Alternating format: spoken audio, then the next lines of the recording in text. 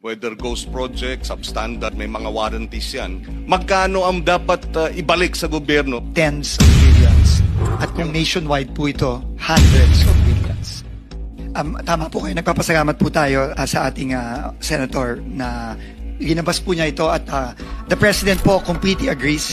Hindi po pwedeng ganun-ganun na lang na pag may ghost o substandard, kailangan po maibalik ang pera.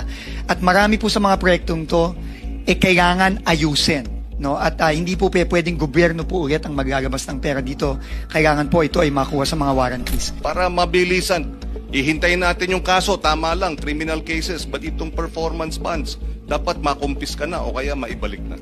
Nag-initiate na po ang ating bagong legal team ng procedures para bawi ang warranties. Most of the warranties for the flood control projects, if not all, are 5 years and under their contracts. So pwede pa po nating habulin, lalo na po yung mga proyektong wala pang 5 taon. No?